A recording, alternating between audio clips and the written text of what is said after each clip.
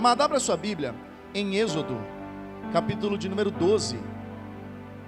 Hoje eu vou mostrar para vocês aonde está o coelho da Páscoa. Na Bíblia. Êxodo capítulo número 12.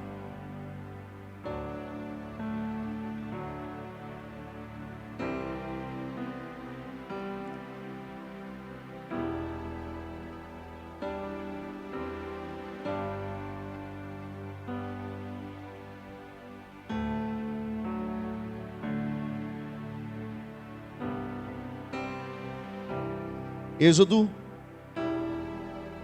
capítulo número 12, a partir do versículo de número 1, diz assim a palavra de Deus: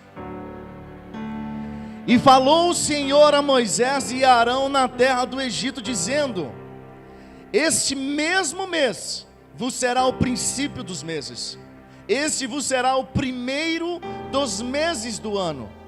Falai a toda a congregação de Israel, dizendo: Aos 10 desse mês, tome cada um para si um cordeiro segundo as suas casas, as casas dos pais, um cordeiro para cada casa. Mas se a família for pequena para um cordeiro, então tome um só, com seu vizinho, perto de sua casa, conforme o número das almas, conforme o comer de cada um, fareis a conta para o cordeiro. O cordeiro ou cabrito será sem mácula, um macho de 1 ano, o qual tomarei das ovelhas ou das cabras, e o guardareis até o 14º dia desse mês. E todo o ajuntamento da congregação de Israel o sacrificará à tarde, e tomarão do sangue e poluão em ambas as ombreiras e na verga da porta, nas casas em que os comerem.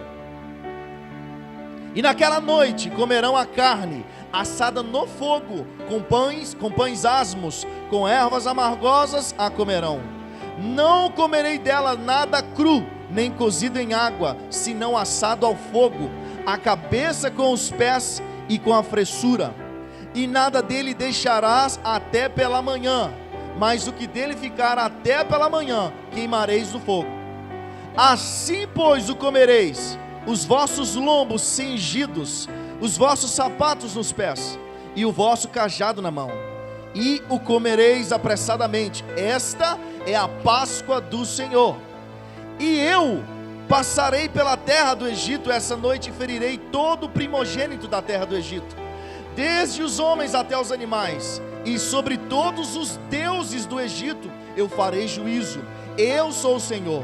E aquele sangue vos será por sinal nas casas em que estiverdes. Vendo eu o sangue, eu passarei por cima de vós, e não haverá entre vós praga de mortandade, quando eu ferir a terra do Egito.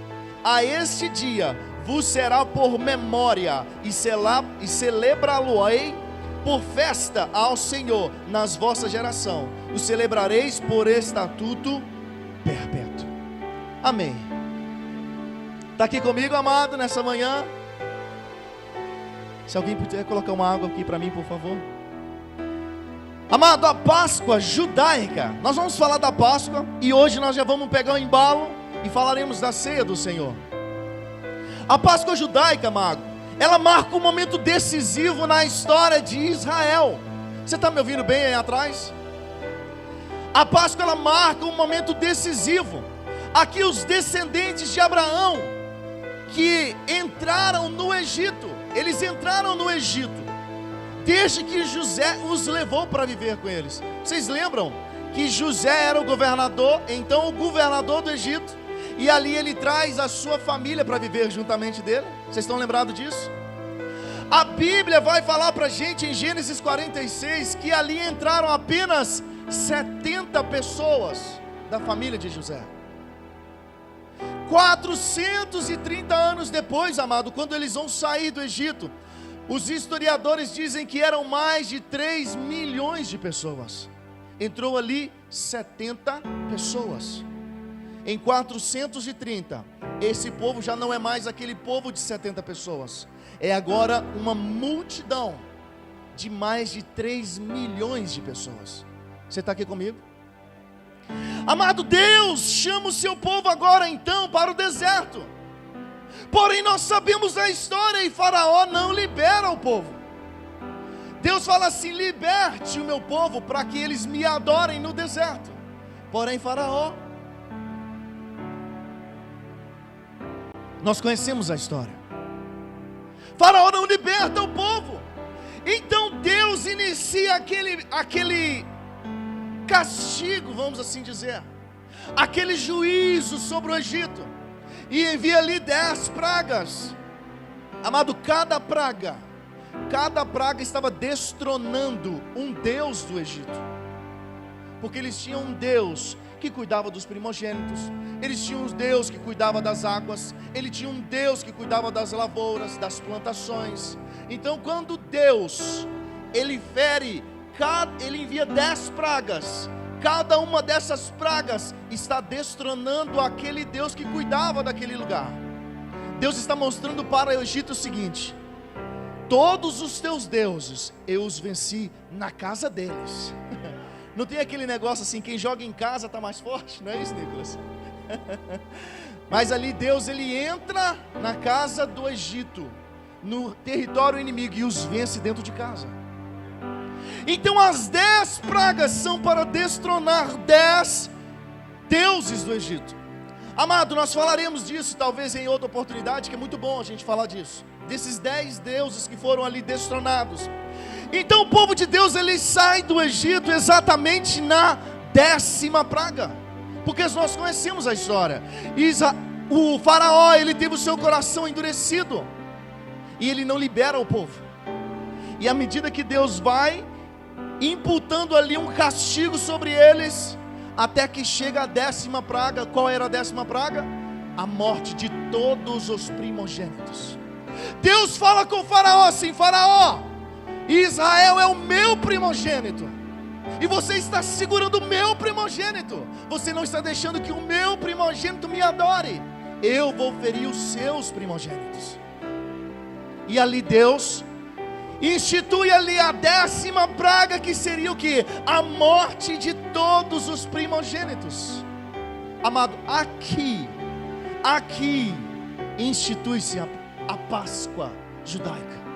Na 10ª praga, na morte dos primogênitos. A partir dali o povo sai do Egito com mão forte de Deus, e Deus fala com o povo assim: vocês vão fazer isso em memorial. O que eu li aqui, amado, é o que Deus falou para o povo antes de ele enviar a 10ª praga, antes da morte dos primogênitos. Deus falou assim: você vai pegar um cordeiro de 1 ano, macho por quê, amado? Porque por um homem entrou o pecado no mundo. Por Deus, por um homem, Deus iria redimir esse povo. Por isso o cordeiro precisava ser macho. Vai pegar o cordeiro de 1 ano, macho. Você vai sacrificar esse cordeiro. Você vai pegar do sangue desse cordeiro e passar nos umbrais da porta, na lateral da porta, aqui desse lado e em cima. Por que não passou no chão também? Em Hebreus vai falar que não se pisa no sangue de Cristo. Por que não passou nas janelas? Porque Deus, ele não é ladrão, ele entra pela porta, ele não entra por janela. Você está aqui comigo? Então ali eles passaram o sangue nos umbrais da porta. O que isso simbolizava? Que aquela casa, ela tinha uma aliança com Deus. Então quando Deus, ele passasse sobre o Egito para ferir os primogênitos, para ferir é um eufemismo, amado, é para a gente colocar a palavra um pouquinho mais fraca, é para matar os primogênitos. Essa é a palavra certa. O anjo do Senhor, ele chegaria. Imagina que aqui é uma casa, e aqui tem o sangue do cordeiro. Aqui é uma casa também, porém sem o sangue. O anjo do Senhor viria e faria justiça aqui.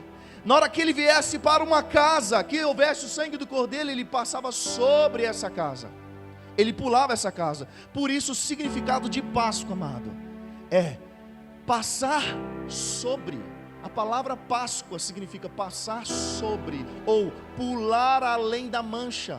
Em inglês, Passover, que seria pular. Isso é o que Deus fez naquela noite. Isso é a Páscoa do Senhor. Você está entendendo? Então ali Deus, Ele fala com o povo: vocês vão fazer isso, e eu vou cuidar daquela casa. O anjo vai pular essa casa, e ali não haverá morte do primogênito. E Deus fala o seguinte: vocês ainda vão comer esse cordeiro. Vocês não vão comer sozinho esse cordeiro, se ele for muito para sua casa. Você vai chamar o seu vizinho. Sabe o que isso simboliza? Deus nunca é pouco para uma casa. Ele pode ser muito e você precisar de repartir, mas Ele nunca é pouco para uma família. Então Deus fala o seguinte: você convida o seu vizinho se o cordeiro for muito para uma família. E vocês vão comer com os lombos cingidos. O que é isso? Talvez com mochila nas costas, com as roupas preparadas, sandália nos pés, porque isso simbolizava o seguinte: teria que sair a qualquer momento. Fica preparado. Amado, isso simboliza algo para nós. Nós temos que estar hoje com ombros cingidos e com sandália nos pés, porque não sabemos o dia que o cordeiro vai bater a porta. Amado, então ali eles deveriam fazer isso.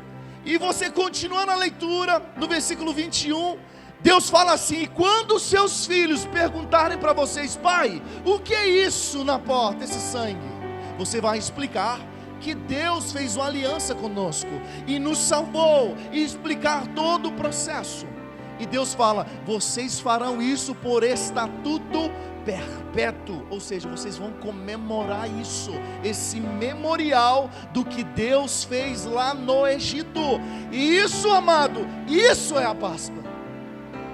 Para você ter uma ideia, quando a gente começou a ler, fala o seguinte, no capítulo 12 de Êxodo: e falou o Senhor a Moisés e Arão: esse mesmo mês vos será o princípio de todos os meses, e vos será o primeiro dos meses do ano. É como que Jesus falasse assim, a partir de agora, você tem uma vida nova, você nasce agora, esse é o primeiro dia para você. Por isso que em Israel nós temos dois calendários, o civil e o religioso. Eles marcam o tempo de duas formas. Eles marcam o tempo da saída do Egito e o tempo desde quando Deus criou todas as coisas, do nascimento de Adão. Tem esses dois calendários em Israel hoje, o religioso e o civil. E eles deveriam fazer isso, amado, para que fosse lembrado, era um memorial. Por que isso? A Páscoa, ela apontava para quem? Ela apontava para Jesus. Você está me ouvindo? Amado, assim como Jesus, Ele providenciou um cordeiro o suficiente para substituir Isaac, Deus agora providenciou um cordeiro para o povo. Então Deus, o que Jesus ele representa? O cordeiro suficiente para substituir Isaac. Depois Deus, ele vem como um cordeiro suficiente para substituir uma família. Em Êxodo 12 que nós lemos, em Isaías 53, esse cordeiro ele é o suficiente para substituir uma nação inteira. E em João 1:29 fala que o cordeiro ele é suficiente para substituir o mundo. Você vê como que a aliança ela foi tomando proporções maiores. Um cordeiro para substituir Isaac, depois para substituir uma família, depois para substituir uma nação, e agora Jesus vem como cordeiro para substituir o mundo. Amado, então a Páscoa ela apontava para Cristo. Por quê? Cristo ele é o cordeiro de Deus. Amado, e exatamente na Páscoa, agora, isso eu estou contando do que aconteceu lá na Páscoa, o que simboliza a Páscoa judaica. A Páscoa é isso. Você entendeu até aqui? Agora Jesus, vamos trazer para Jesus. Jesus agora, exatamente na Páscoa, Jesus, ele sobe para Jerusalém. Amado, Jesus, ele nunca é pego de surpresa.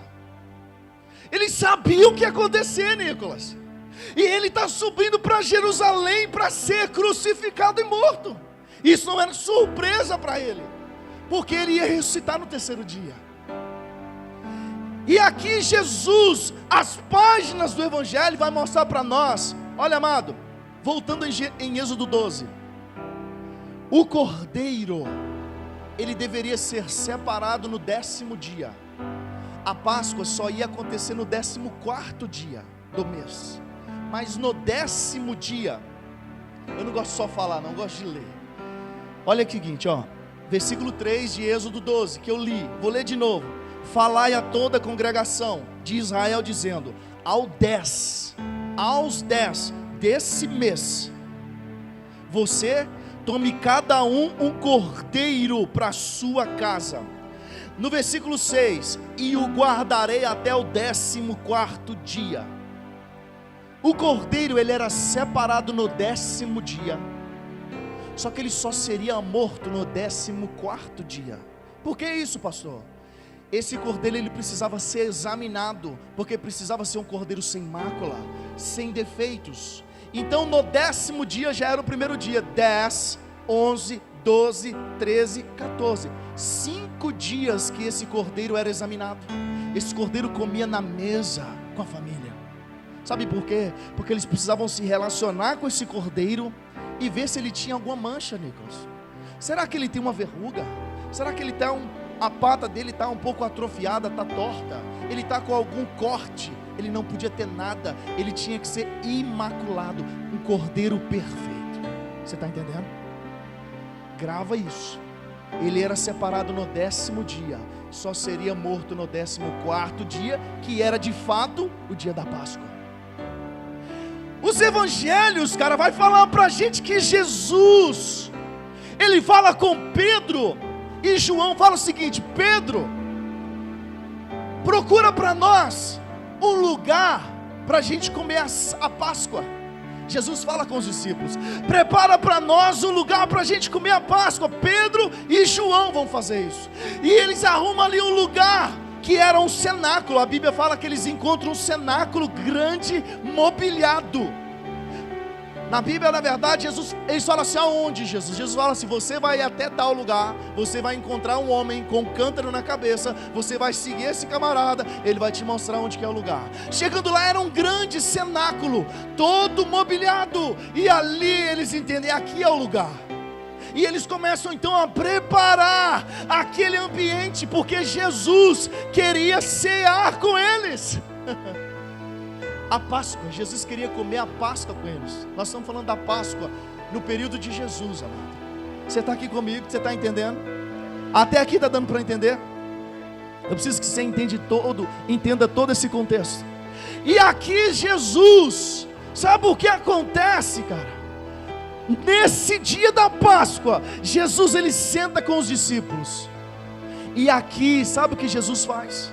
Ele encerra a festa da Páscoa. Está me ouvindo? Jesus, ele encerra a Páscoa nesse momento. Era como se Jesus falasse o seguinte para eles: a Páscoa cumpriu o seu papel. Ela mostrou quem eu sou, ela me representou até o dia de hoje, mas eu estou aqui. Não preciso mais que me simbolizem, porque eu estou aqui. Jesus agora, ele encerra a Páscoa judaica. Ele fala o seguinte: a Páscoa, ela pegou na sua mão e te mostrou o caminho até mim. Eu sou a Páscoa. Agora não tem mais Páscoa. Jesus, ele encerra ali, quando ele come a Páscoa com os discípulos. E sabe o que acontece ali? Jesus estava fazendo uma transição da Páscoa para a ceia. do Senhor. Amado, a ceia que nós fazemos em memorial de Cristo é a substituição da Páscoa judaica. Você sabia disso? A Páscoa, Jesus, ele encerrou a Páscoa, porque Jesus ali, ele fez uma transição. A Páscoa simbolizava o que eu ia fazer, hoje eu estou fazendo, e a ceia simboliza o que eu fiz, e que eu vou já colocar uma promessa junto com isso: eu vou voltar, porque Jesus fala o seguinte: fazer isso em memória de mim até que eu venha. Jesus ali, então, ele faz uma transição. Ele fala o seguinte: não é necessário mais matar cordeiros, porque os cordeiros, eles não podem redimir pecados. O cordeiro, amado, ele cobria pecados. Mas olha o que Hebreus fala, Hebreus 10: todo sacerdote judeu cumpre todos os dias os seus deveres religiosos e oferece muitas vezes o mesmo sacrifício. Eram sacrifícios repetitivos, todo ano tinha aquele sacrifício. Mas esses sacrifícios nunca poderão tirar pecados. Porém Jesus Cristo, eu estou lendo Hebreus capítulo 10, versículo 12 agora. Porém Jesus Cristo ofereceu só um sacrifício para tirar pecados, uma oferta que vale para sempre, e depois sentou-se ao lado direito de Deus. Versículo 14: assim, com um sacrifício só, ele aperfeiçoou para sempre os que são purificados do pecado.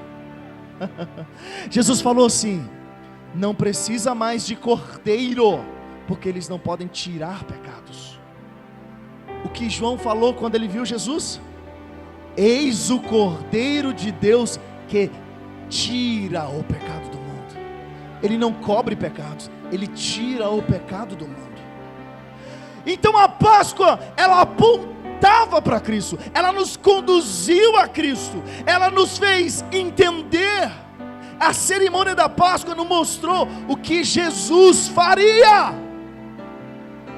Só que agora Jesus, ele veio, e ele é o Cordeiro de Deus que tira o pecado do mundo. Amado, agora eu quero entrar. Vocês entenderam essa primeira parte da Páscoa? Vou voltar nela no finalzinho, mas eu quero que vocês entendam isso agora. Ceia. Cara, o que a Páscoa, o que o sacrifício de Jesus fez por você, e o que você teve acesso depois disso, quero que você saia daqui entendendo isso nessa manhã. Amém?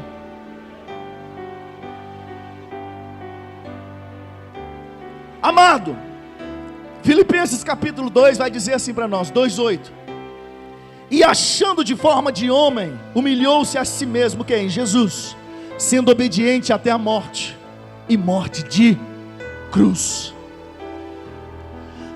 Amado, aqui quem escreveu aos Filipenses é o apóstolo Paulo.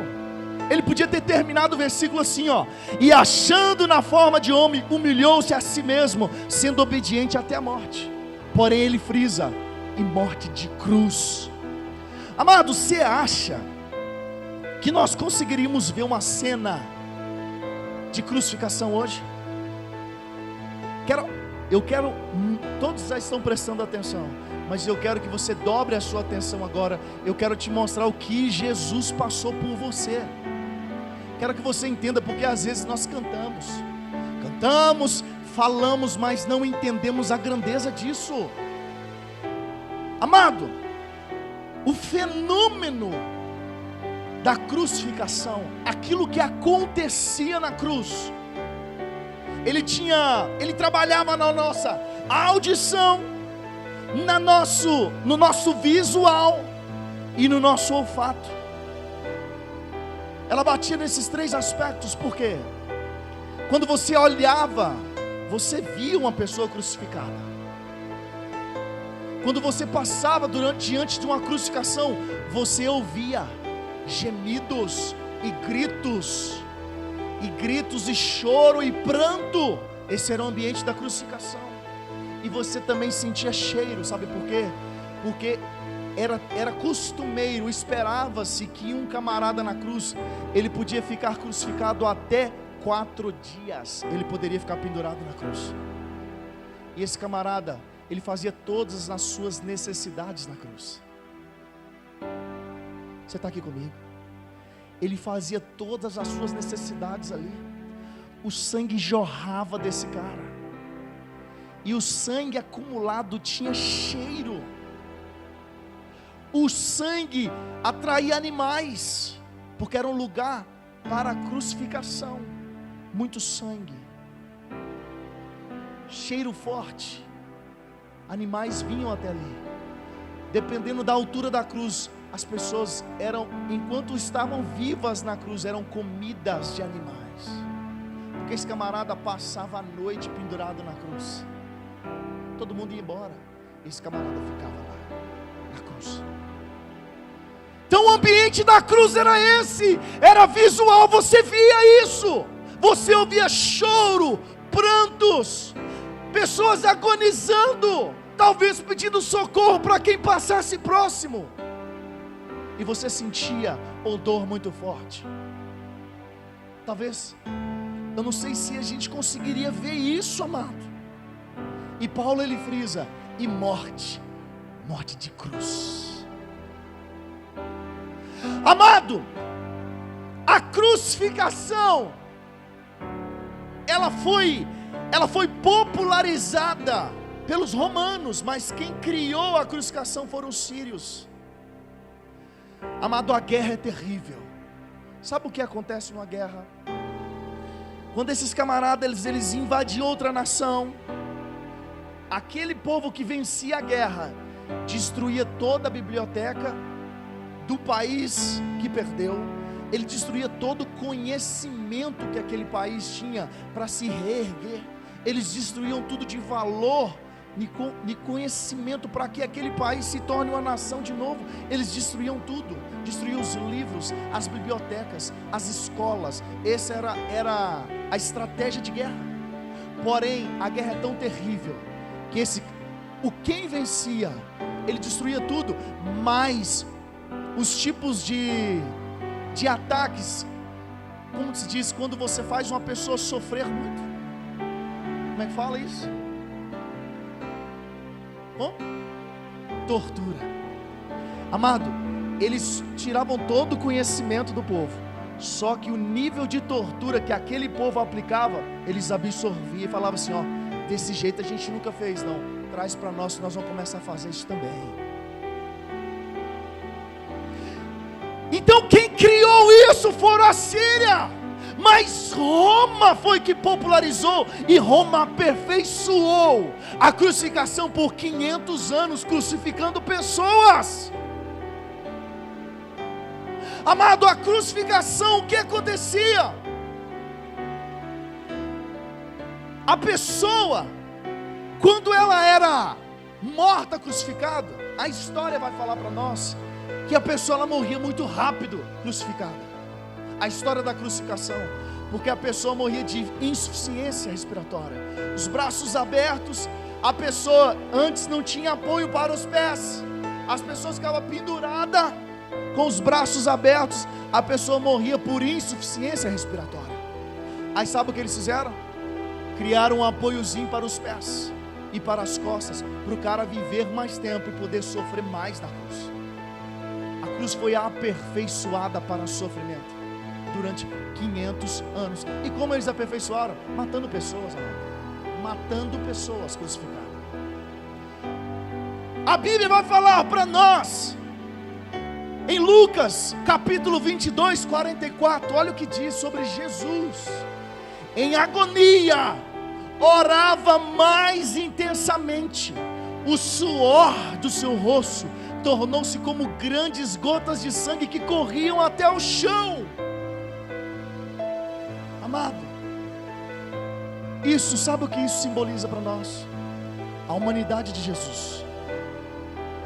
Isso é comprovado hoje cientificamente, que há pessoas sobre uma grande pressão e angústia, os poros eles estouram, e a pessoa pode começar a suar sangue.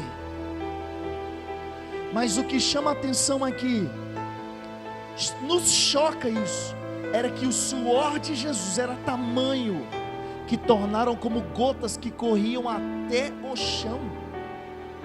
Imagine a angústia que Jesus estava, amado. Eu já falei disso. Jesus, ele não tinha medo da crucificação.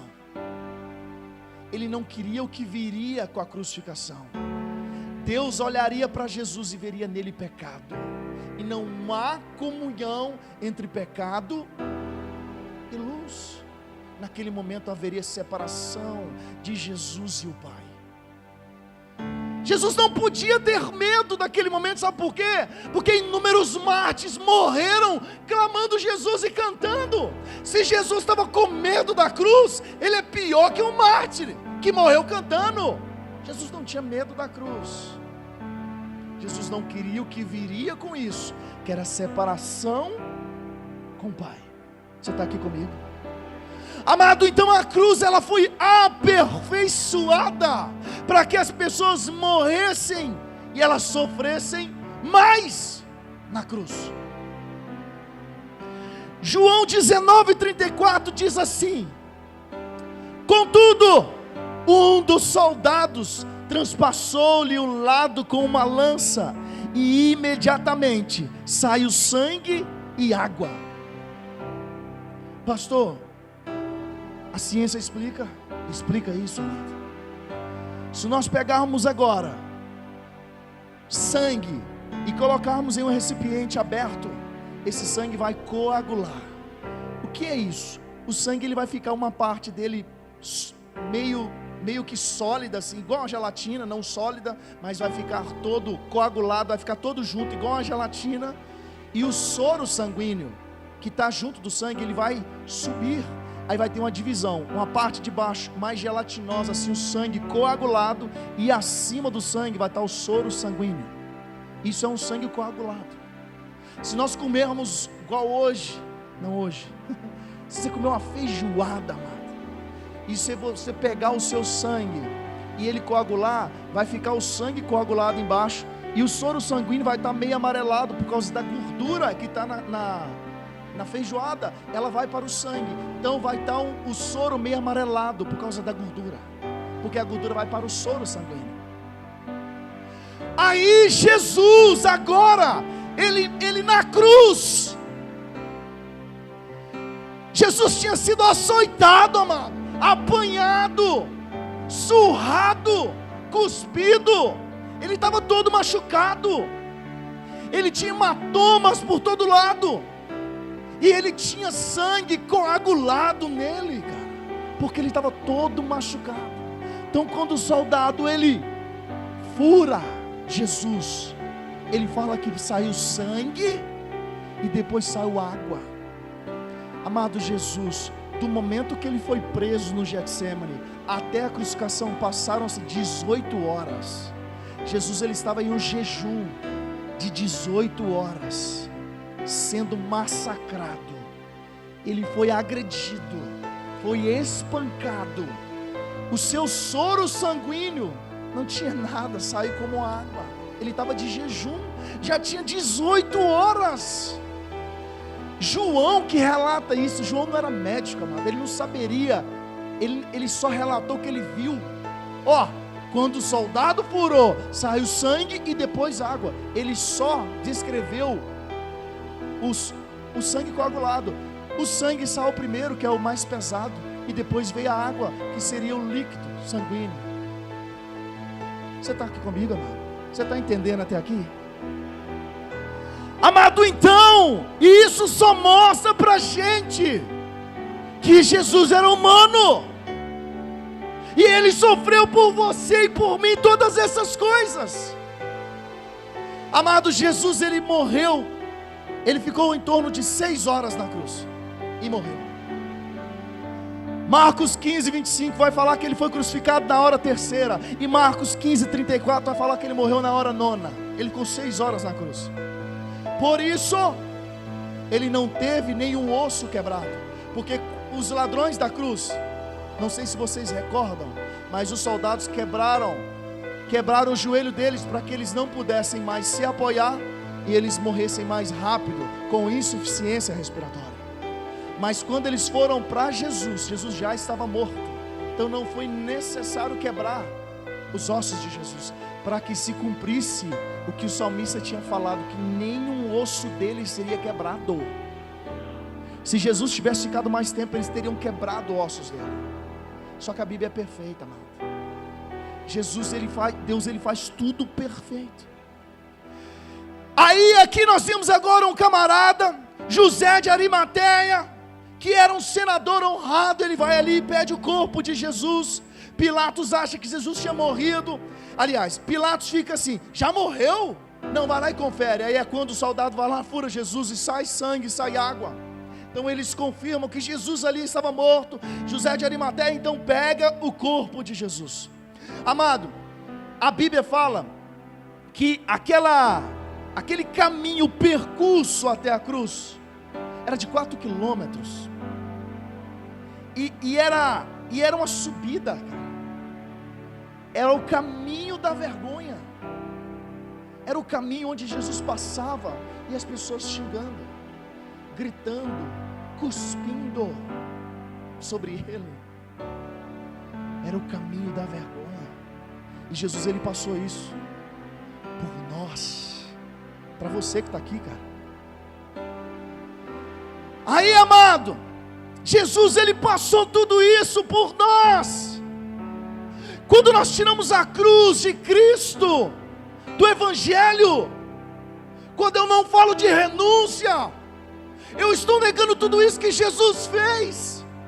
Eu estou simplesmente colocando de lado tudo que Ele passou por mim. Quando eu não coloco renúncia, eu tiro a renúncia do Evangelho. Sabe por que a cruz ela nos remete a 2 sentimentos? Um sentimento de tristeza profunda, porque ali o homem mais justo que já pisou nessa terra foi condenado como um ladrão. Ele foi açoitado sem merecer nada daquilo. Mas da mesma forma, nos traz a alegria de entender que foi ali que Cristo nos redimiu. Então a cruz nos remete a esses 2 pensamentos. Agora que você entendeu isso, amado, eu quero que você agora, nós vamos voltar a Êxodo 12 e vamos linkar Jesus com o Cordeiro. O que aconteceu com o Cordeiro e o que aconteceu com Jesus. E vocês vão ver que Jesus, Ele é o Cordeiro que foi anunciado na Páscoa. Você está aqui, amado? Como eu disse, a palavra Páscoa, ela vem de passar ou pular. Pular sobre, passar sobre. Ela vem do termo hebraico que chama Pessah. Amado, o cordeiro era separado no 10º dia, como eu disse. E no versículo 3 nós vimos isso. João 12 vai falar para nós que Jesus chega em Jerusalém. Chuta em qual dia? O cordeiro era separado no 10º dia. Jesus chega em Jerusalém no 10º dia. João 12, amado. João 12, você vai ler na sua casa. João 12 começa um relato falando que Jesus chegou 9 dias antes da Páscoa. E no dia seguinte, ele entrou em Jerusalém, ou seja, no 10º dia. João 12 vai falar que Jesus ele entra em Jerusalém no 10º dia, no mesmo, amado, Jesus, olha o que eu estou falando, Jesus ele foi morto na Páscoa. Então no mesmo momento em que estavam separando o cordeiro no 10º dia, Jesus também estava chegando em Jerusalém no 10º dia. Jesus agora, em Mateus 21, vai falar que Jesus, assim que ele entra, ele já começou a ser questionado pelas autoridades. Questionaram a autoridade que Jesus tinha. E sabe o que aconteceu? Não encontraram nele nenhuma falha. Isso no 10º dia. Já começou ali, sabe o que, amado? O cordeiro já começou a ser analisado. Porque o cordeiro era separado no 10º dia, e ele chegava dentro de casa com a família, eles já começavam a analisar o cordeiro se ele tinha algum defeito. Jesus, ele entra no 10º dia, e ele as autoridades já começam a questionar Jesus, falando assim: com que autoridade vocês fazem isso? Você fala isso, fala com Jesus. Aí Jesus, ele respondeu com outra pergunta: eu respondo com que autoridade que eu faço, se você me responder uma pergunta. Aí Jesus fez uma pergunta para eles: com que autoridade que João batizava? Aí eles pensaram assim: se nós falar que era no nome de Jesus, aí Jesus vai falar assim com nós: por que vocês não acreditam em João então? Que João falou que eu sou o cordeiro. Agora, se a gente falar que não era no nome de Jesus, o povo que está aqui fora tem João como profeta, eles vão nos pegar. Aí eles responderam para Jesus: não sei não com que autoridade que João batizava. Aí Jesus fala assim: também não posso responder com qual autoridade eu faço essas coisas.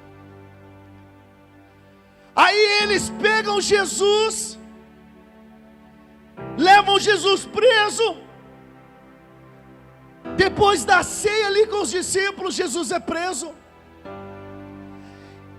E Jesus é levado ao sinédrio diante de Caifás. Amado, Mateus 26 isso. Jesus é levado diante de Caifás. E eles levam até testemunhas falsas para testemunhar contra Jesus. Porém, sabe o que acontece? Não conseguiram incriminar Jesus de nada. Ou seja, não encontraram falha nele. E nesse mesmo período, o cordeiro está sendo examinado dentro de casa, procurando algum defeito nesse cordeiro. Amado, continuando, Jesus agora ele é entregue a Pilatos. E Pilatos fala assim: eu lavo as minhas mãos, porque eu não encontrei nada nele. Você está aqui comigo, amado? E no mesmo momento o cordeiro está dentro das casas, sendo examinado. Amado, Jesus é entregue agora aos soldados. Eu preciso ler isso aqui para ficar mais forte na sua cabeça. Jesus agora ele é entregue aos soldados. E os soldados começam a desdenhar de Jesus. Ao rei aí. Sabe o que eles fizeram? Coroa de espinho nele. Ele é o rei dos judeus. Mete uma coroa nele, vai ficar mais bonito com a coroa. Mas não encontraram nele defeito algum. Voltaram ele para quem? Para Pilatos. Olha o que Pilatos diz, versículo 4 ao 6. Então Pilatos saiu outra vez, porque Jesus já tinha ido diante dele. Aí ele faz assim, Pilatos saiu outra vez fora e disse: eis aqui, vou-lo trago fora, para que saibais. Olha o que Pilatos falou: eu trago para fora, para que vocês saibam que eu não acho nele crime algum. Saiu, pois, Jesus levando a coroa de espinhos e a veste de púrpura, e disse Pilatos: eis aqui o homem. Vendo, pois, os principais dos sacerdotes e servos, gritai-vos: crucifica-o, crucifica-o. E disse Pilatos: crucifique-os vocês, porque eu não encontro nele crime algum. Amado, Pilatos, sem saber, Pilatos está falando assim: esse é o cordeiro, e ele não tem mácula, pode ser sacrificado. Porque Jesus, ele representava o cordeiro, amado. E sabe esse bate e volta, mandando Jesus para soldados, Pilato, Caifás? 5 dias que aconteceu isso aí. Exatamente 5 dias em que o cordeiro estava sendo, porque estava acontecendo a Páscoa naquele período, amado. O cordeiro estava sendo examinado dentro de casa, e Jesus estava sendo examinado pelas autoridades. Quando Pilatos fala assim, profeticamente, sem saber: crucifiquem-os vocês, porque eu não encontro nele nenhum problema. Ele está falando assim: esse cordeiro é perfeito, pode sacrificar. É isso que Pilatos estava falando. Jesus então ele foi entregue para ser crucificado.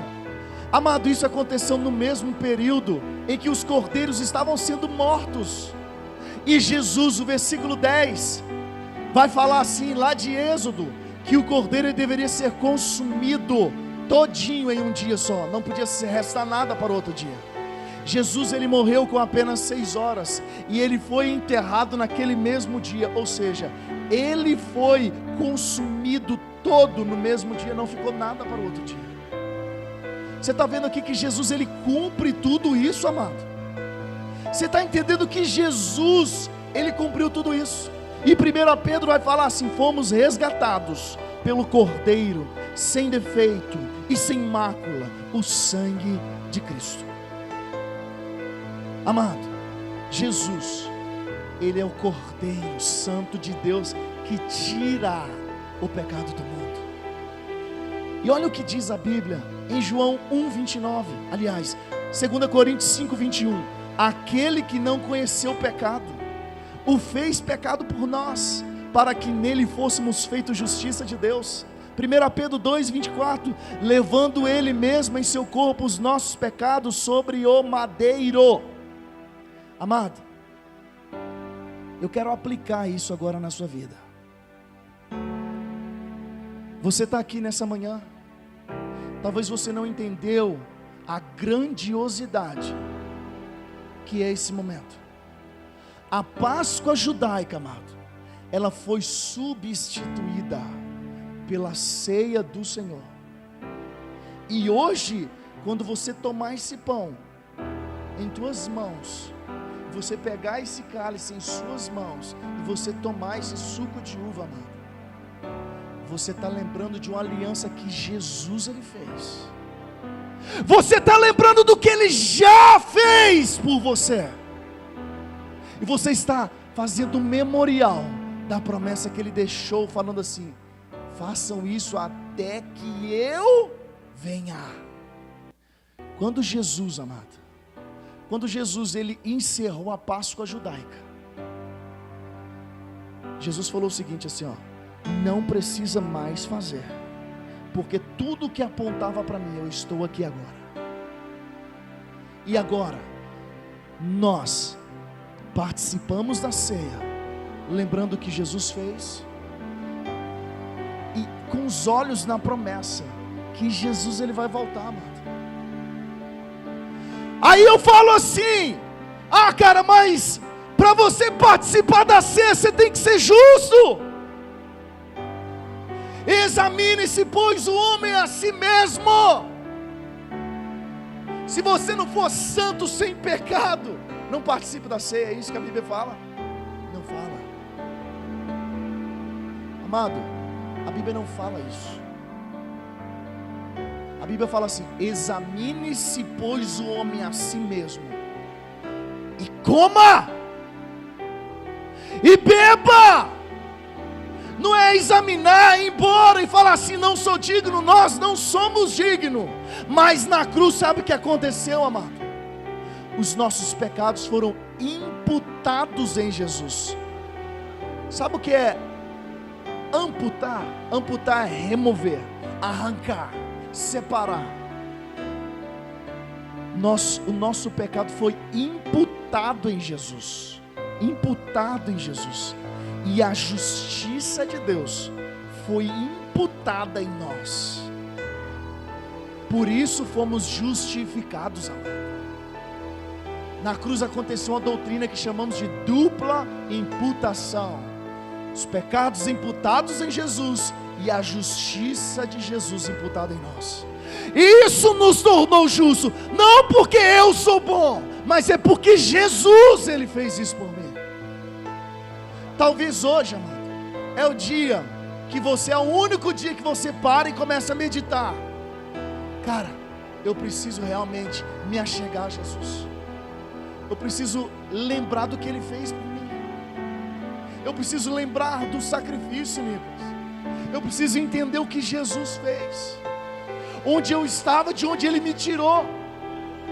Aí sabe o que aconteceu com a igreja? Começou a tirar pessoas desses dias. Você não pode, você também não pode, você também não pode. Começaram a tirar pessoas da mesa de Jesus, amado. Amado, a mesa não é minha. Eu não tenho poder de tirar ninguém da mesa. Quem preparou essa mesa é Jesus. Talvez esse dia, para muitas pessoas, é o único dia que o camarada ele pensa no que Jesus fez por ele. Aí sabe o que eu faço? No dia que ele pensa, eu tiro a oportunidade dele se voltar para Jesus, eu tiro dele. Eu não estou pregando aqui uma vida de libertinagem, uma vida de viver no pecado, não. Mas eu não sou dono da mesa, eu não posso tirar ninguém da mesa, amado. A Bíblia não fala disso. A graça de Deus, amado, ela não se resume só em favor e merecido. Não é só isso. Ela é muito mais que isso. E eu e você participar do corpo e do sangue de Cristo é graça, é favor e merecido. Nós não somos justos. Eu quero tirar alguns, mas eu mesmo não sou justo para estar diante de Deus. Eu quero tirar alguns, mas eu posso perguntar: você que tirou, me mostra a sua justiça. Porque a nossa justiça é o quê? Como trapo de imundícia, amado. Quem pode nos tirar da mesa é só aquele que nos convocou a estar na mesa, Jesus. Os evangelhos vão contar para nós uma parábola, que o homem preparou um banquete, e ele tinha feito um convite a várias pessoas. Pastor Paulo, já pode pegar o pão aqui, por favor? Os diáconos já ficam ligados aí, por favor. A Bíblia vai falar para nós de um homem que ele preparou ali um banquete. Amado, esse banquete, esse camarada mandou o convite antes. Você vai participar desse banquete, e as pessoas elas reportaram dizendo assim: vou estar com você. Porém, no dia da festa, um a um, eles começaram a excusar-se, ou seja, começaram a dizer assim: não, eu não posso, não vou poder, eu comprei um campo, preciso cuidar do meu campo. Aí eu não posso, eu me casei, eu preciso me dedicar agora ao meu casamento, eu não posso. E o que Jesus fez? O que esse homem fez? Ele era o dono da mesa. Ele falou assim: vai lá fora e convida todo mundo que está lá fora para participar da mesa. Aí ele fala assim: chama, vai aos becos e chama aqueles que a sociedade não quer, aqueles enfermos e oprimidos, eu quero eles na mesa. Jesus, amado, Ele te quer na mesa hoje. Não importa que tipo de vida você levou, não é que tipo de vida que você vai ter daqui para frente, não. É que tipo de vida te trouxe até esse momento. No momento que você assentar na mesa, a sua vida vai ser transformada. Não pregamos vida de libertinagem, vida no pecado. Pregamos que Cristo é o suficiente para trazer mudança para a sua vida. E não somos nós que somos o dono da mesa, é Ele. E Ele te convida nessa manhã. E talvez você que está aqui, amado, você vai pensar assim: pastor, mas você não me conhece, eu não sou digno mesmo, eu não tenho condição de estar ali. E o que eu posso dizer para você é o seguinte: a ceia não é para mais ninguém além de você. Se você é aquele cara que pensa assim: eu não posso, ela é justamente para você, é para quem não pode. Porque se pudéssemos, o que Jesus fez em vão. Jesus, ele veio para quem, amado? Ele veio para os sãos? Não, ele veio para os doentes. Os sãos não precisam de médico. Eu preciso de Cristo, porque eu não sou perfeito. Os diáconos podem distribuir, e vocês nos aguardem. Não participem, eu vou falar um horário. Participe e distribua o pão e o vinho, por favor.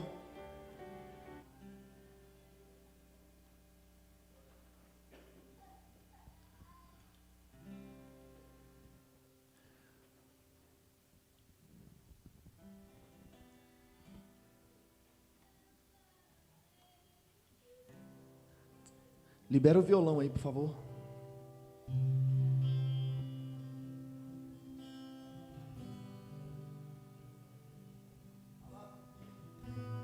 Amado, você que está sentado aí nessa manhã, quero convidar você a ficar de pé, amado. Esse momento agora é um momento de reflexão, de entender onde estávamos e onde estamos agora. Alguém avisa departamento infantil lá embaixo, por favor.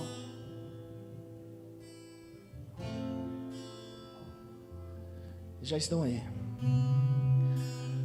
Amado, nós vamos participar da ceia nesse momento. Mas eu quero que você entenda e saiba o que você está. Qual memorial é esse? Lembre, aquele cordeiro que foi morto na libertação do povo do Egito. Ele é o cordeiro santo que tira o pecado do mundo. E é o cordeiro que te propiciou, cara. Tá aqui nessa manhã. Quem sou eu para te tirar da mesa? Jesus, Ele é o dono da mesa.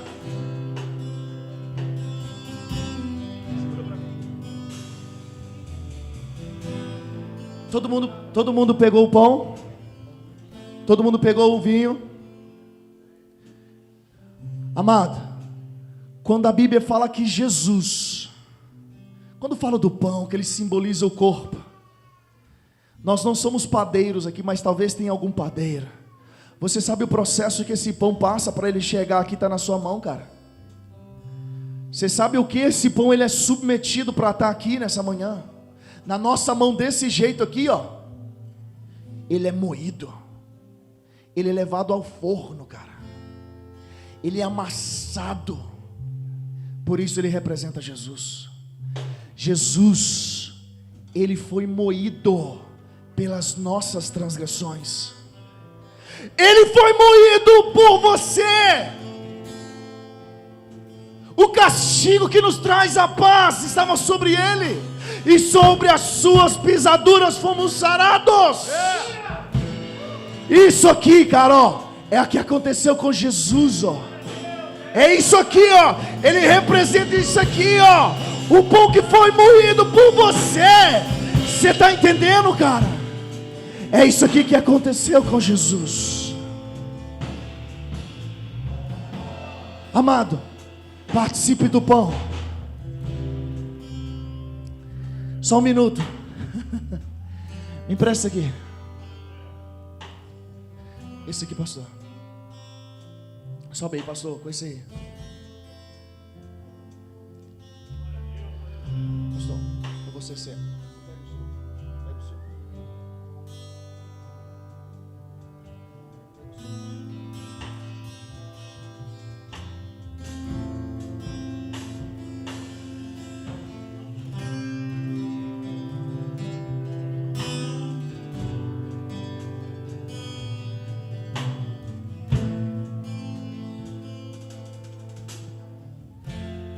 Aleluias. Alguém não pegou, amado? Vocês pegaram?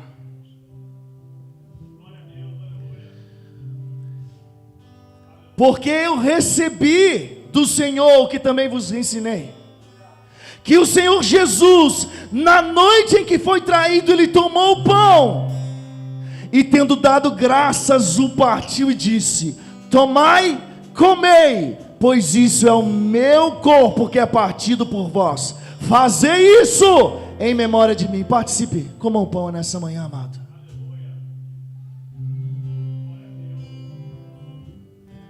Aleluia!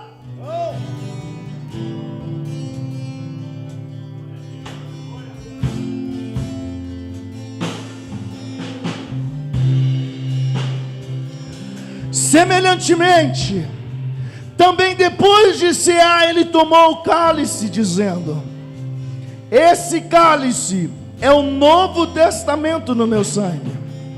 Fazei isso todas as vezes que beberdes, em memória de mim. Porque todas as vezes que comerdes esse pão e beberdes esse cálice, anunciais a morte do Senhor até que Ele venha. Participe agora do suco, amado, nessa manhã.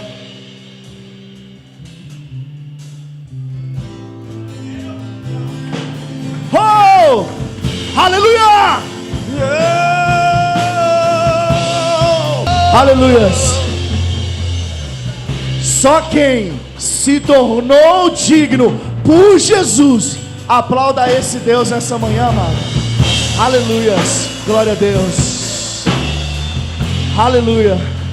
Pode assentar, amada, nessa manhã.